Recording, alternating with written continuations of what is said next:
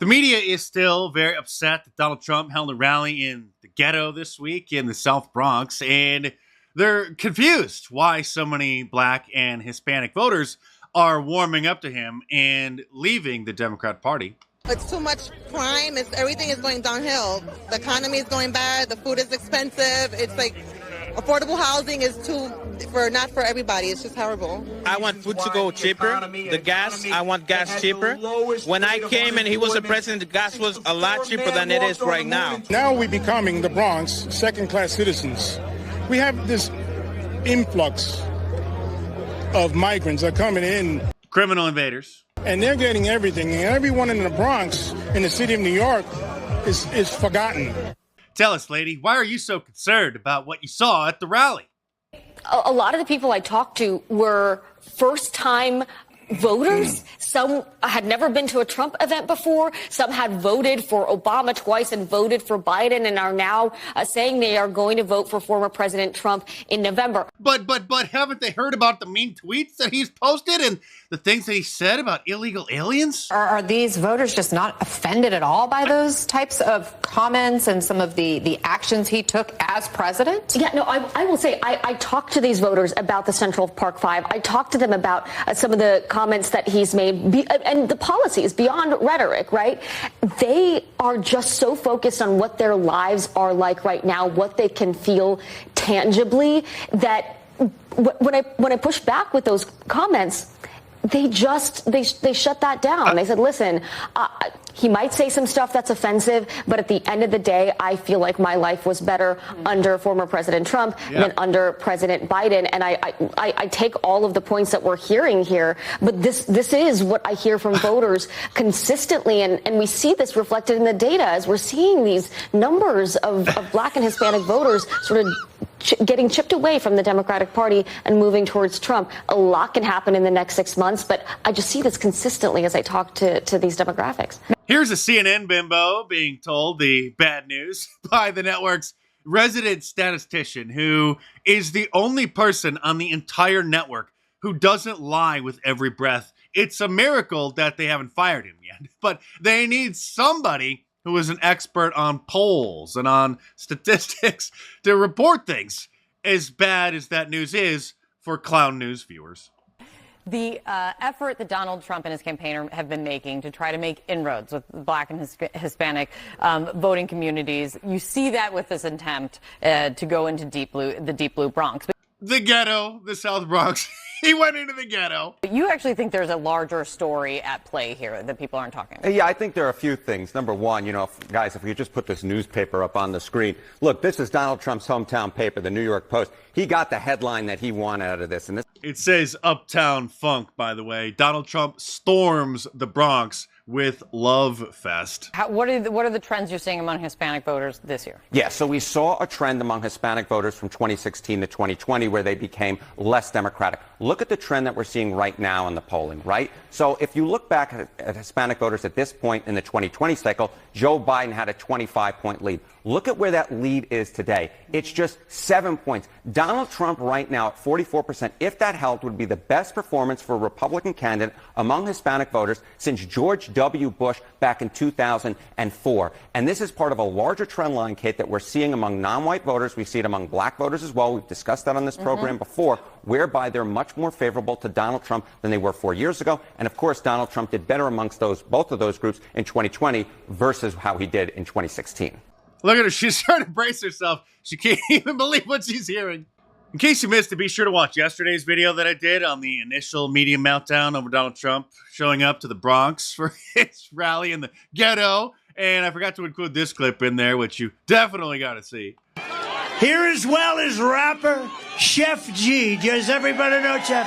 Where is Chef G? This is one of the perils of diversity. One of the results of living in a multicultural society. Presidential candidates have to shamelessly pander to the various different ethnic groups. Oh, I like that. I want to get that done.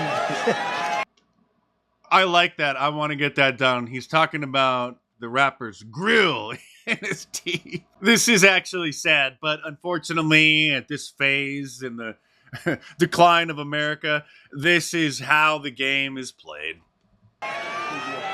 Got to pander for those black votes.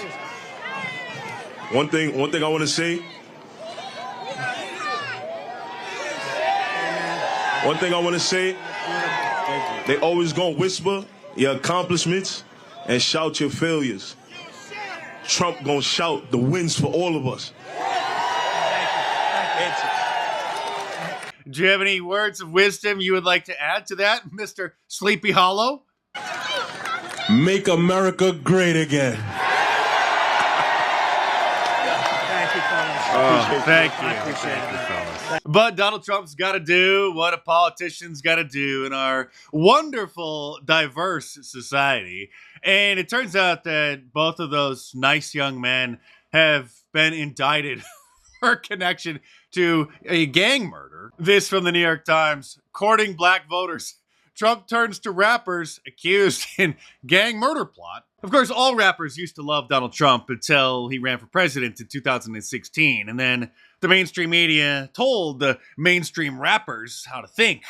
The mainstream rappers who think that they're counterculture tough guys, but are really just pawns in the cultural Marxist machine. Even if you don't understand Ebonics, you can still pick out the word Trump when he was name dropped in countless rap songs for decades. Let me in, Bill Gates, Donald Trump, let me in. Boys in the hood call me Black Donald Trump. Machiavelli returns as God forgives and I don't.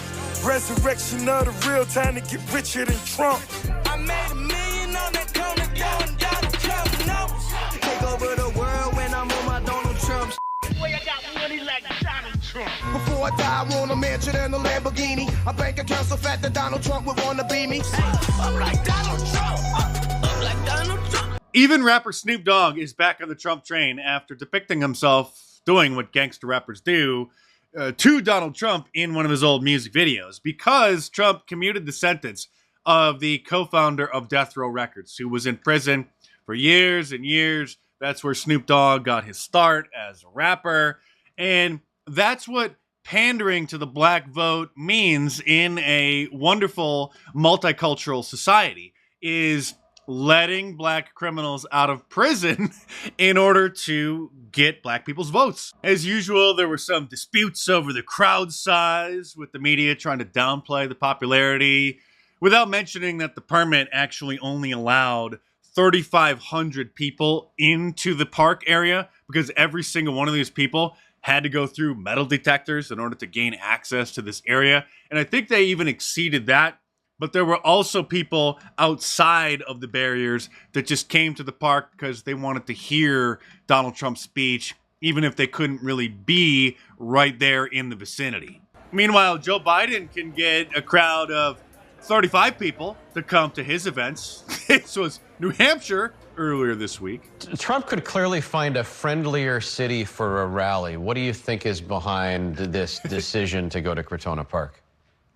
Right. Well, it's not just a friendlier city. I think he could have even found friendlier boroughs than the Bronx, which, as you noted, has been overwhelmingly supportive of President Biden. I think, as I noted yesterday, this is an attempt to, I think, trick some of our folks here, but I think the Bronx knows better.